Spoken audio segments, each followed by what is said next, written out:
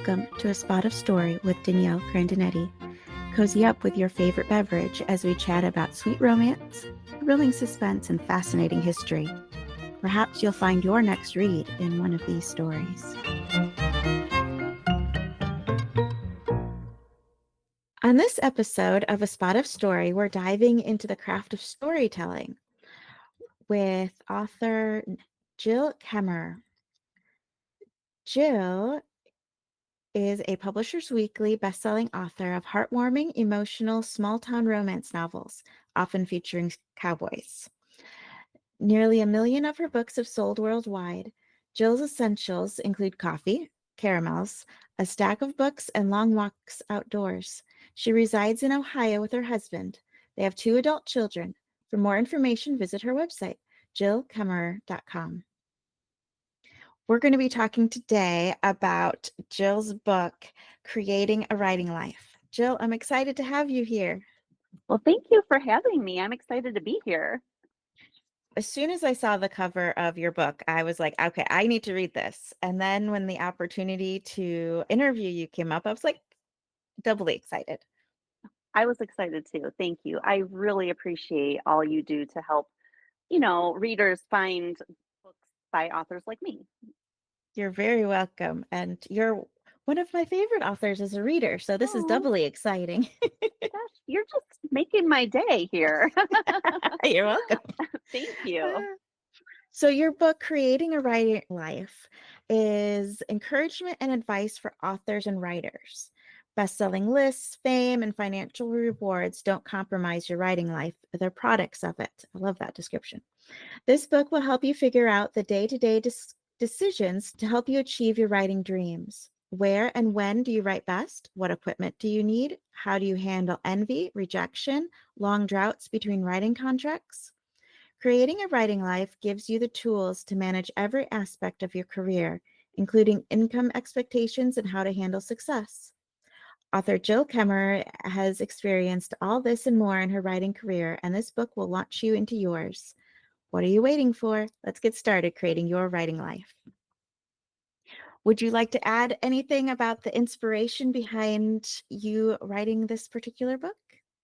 Sure.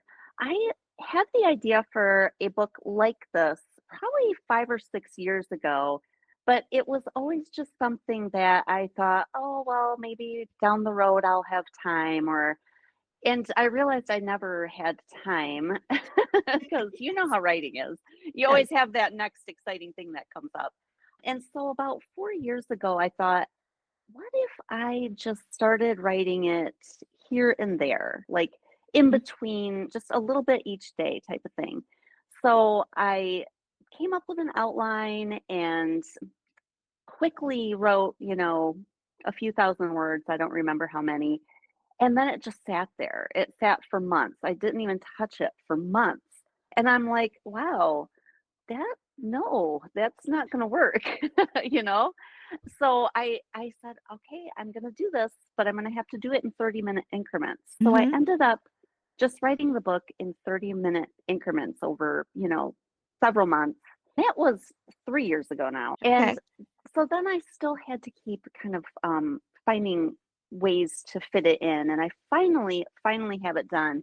And I'm glad it took me that long because over even those past 4 years, I've learned so much more. And I was able to talk to even more writers to get more insight into all these topics. So, what started out as one thing became much more, I don't know what the word is, not complex, but I guess just more complete. And I'm sure in 5 years it would be even better, but it has to get out there somehow, right? Right. Right. Wonderful. Wonderful. I love all the different aspects that you included in it. Did you have a favorite topic that you dived into in the book? I love them all. But for me, the time management portion, really about how we have to kind of plan our writing into our day. It doesn't just happen. That is one that is near and dear to my heart because I struggle with it all the time. I'll get into a great groove and, a couple months I'll be like, oh, I'm doing great. And then a month will go by and everything just fell apart. It's like I forgot everything. So I have to go back and figure out what I'm doing wrong. So that is definitely the topic that is closest to me. And encouraging for writers who are just beginning to recognize that someone who has the number of books you have already under your belt still struggles with something that beginning Oh, writers, like, it's across the board, no matter it how is many books you something have. that I think I will always, always struggle with. Yeah. And I think part of it is just because I know my personality. I've Mhm, been this way since I was a little kid. I like to dive into something and just focus only on that. And I want to pour mhm, all my energy into that. And then when it's done, you're like, oh, this is great. Now I can, make time for all these things. But then I'm always just kind of jumping into that next big project. And all those little things that, they don't really, they're getting crammed in. So I've had to figure out how to balance that more where I'm focusing a big part of my day on this important, big project, but also getting those other things done. right, right. I can see this book is gonna help me too, because I am the Oh, same way. yeah. Just warning you, you're always going to fight it if you're like me. So, Yes. yeah. Finding a way to work with it, as opposed to letting it get you down and stall you out. Yeah. Oh, I've been there many times. Yes. So what can readers expect when they open this particular book? Okay. Well, the book is short chapters. It's a lot of chapters. So there's 8 parts. All of them are dealing with some aspect of the writing life. And my goal was to have it to be really accessible for busy writers. So you can just pick it up and read just one chapter that might only be a page or two, get something out of it and set it down. And even if you don't come back to it for a week, you're not really missing out. You can just pick up where you left off. I think we're all time crunched, and it's not just time crunched, it's like technology crunch. Like, it's hard to want to sit with a nonfiction book for a long portion of time. Like a novel will just draw you in and you'll want to keep reading. You're like, I've got to know what happens next. But Right. nonfiction is a little different. So I just wanted it to be bite-sized pieces of information. Do readers need to read chronologically, or can they jump to a topic that's very applicable for them? I would say they can just jump to the topic. They might be better off reading an entire part. Like, for instance, there's a section on,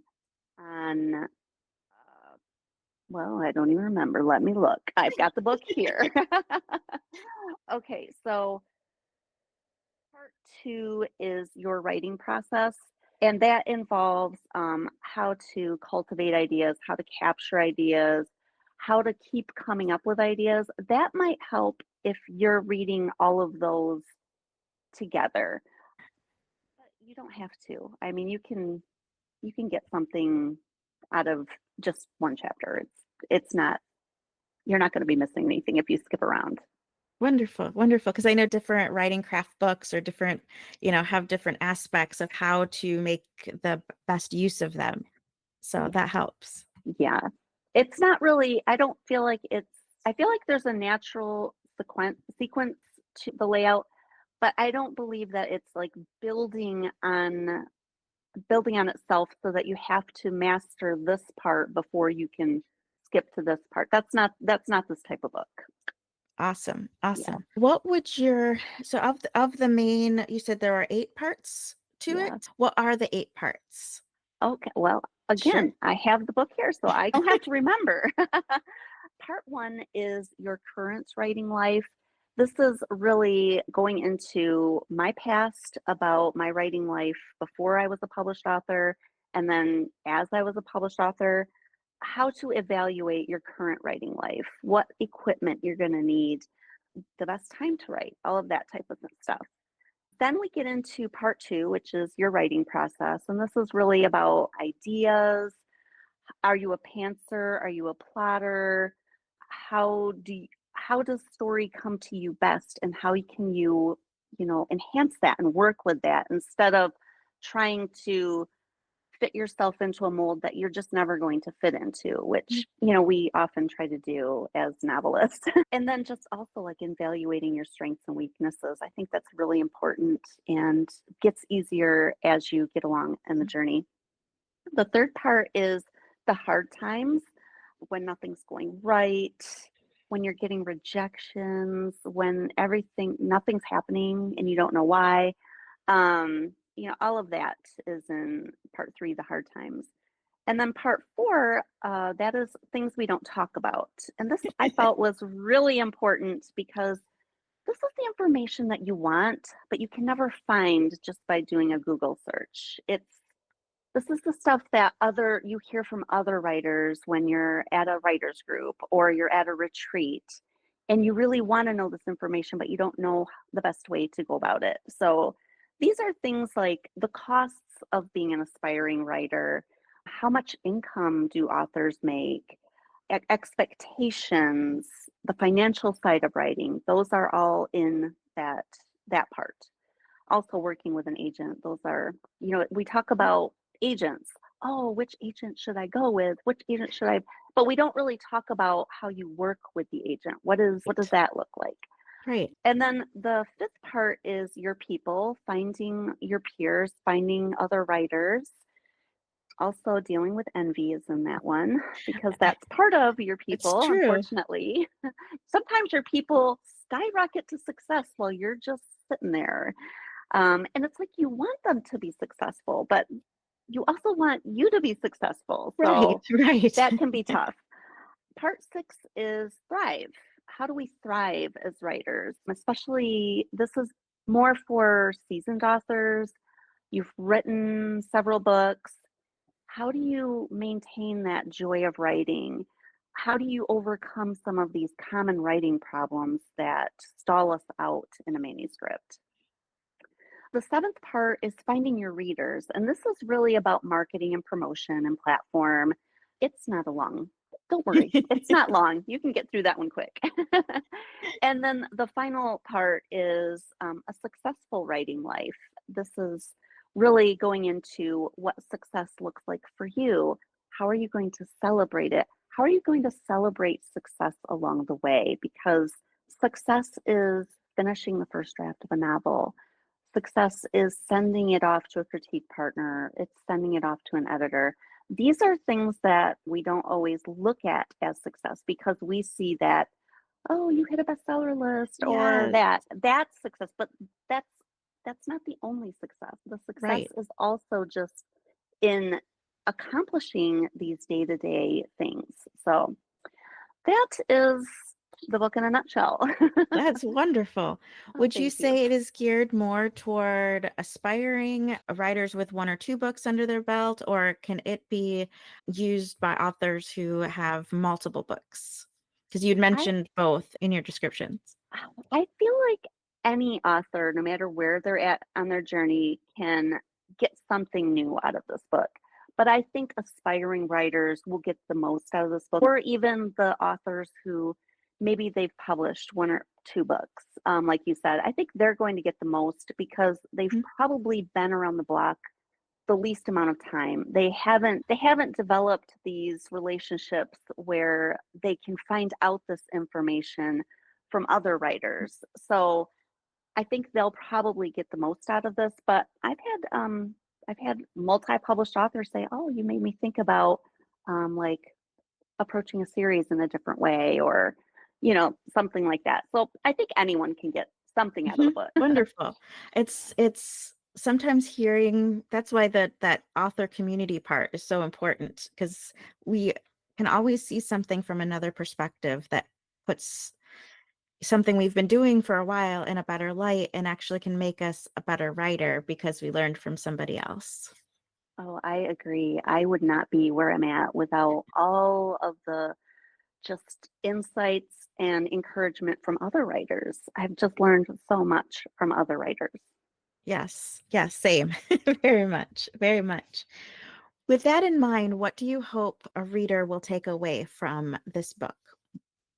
Well, I really hope that they understand that when they're in a discouraging place, they're just feeling, frustrated, discouraged where they are, like I should be further ahead, or this isn't going to happen, or why did this happen? When they're in that spot, I really hope that they understand that they're not alone, that their Yes. situation is not unique. This isn't the first time this has happened to anyone. It's happening to other people right now, no matter what's happening. It could be their publisher dropped them for no reason, or they sent in a book and it got rejected even though they're multi-published, or just all of the Mm, gamut of things that we run through as authors. And I really just hope that they can pick this book up and recognize, oh, I'm not alone. I can get through this. There is a destination still for me on this writing path. I just have to keep on going. yes. So I just want them to be encouraged. And you know what? Honestly, if it is the end, if this is like they've given it their all and you've reached the end of the road, then maybe you would feel some peace about it after Right. reading this book. I hope not. I hope you keep going. But, Yes. and ultimately, I really just hope that this book is like sitting across from me in a coffee shop. We're having a delicious hot beverage and we're just talking. We're just talking Mhm. like you and I are today. That's ultimately the goal. Like just feel like you're just having a conversation with me. Learning from somebody who has been there Yeah. and is willing to share some of those, they're not secrets, but they're the hard, the other side of the coin that doesn't get talked about a lot because we like to put on that, the shiny side. And And that's the part we all we hear. we should though.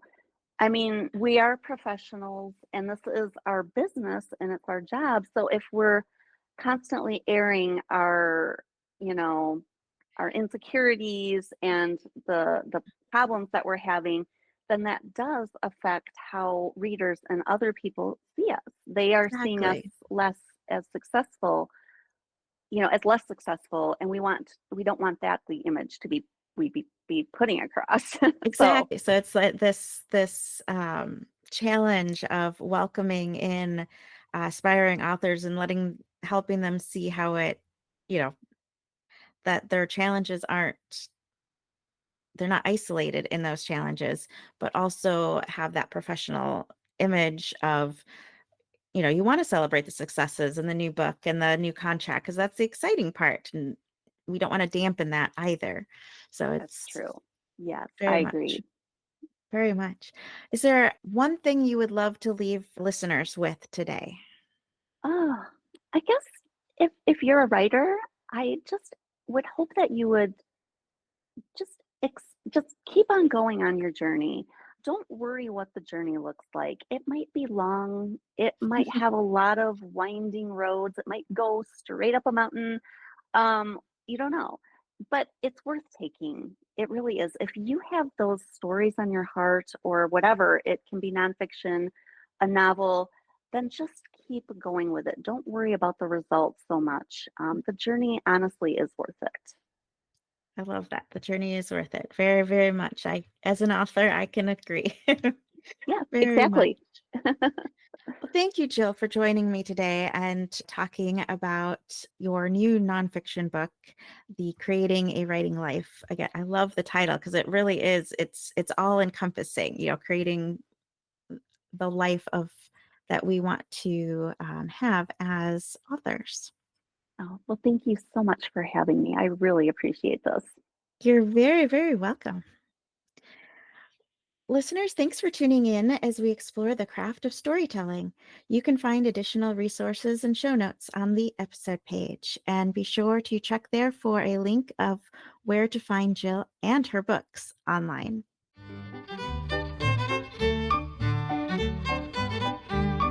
Thank you for listening to A Spot of Story with Danielle Grandinetti.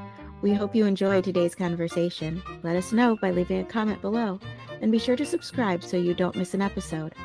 Discover more information about today's book by visiting A Spot of Story online at daniellegrandinetti.com/podcast. Happy reading!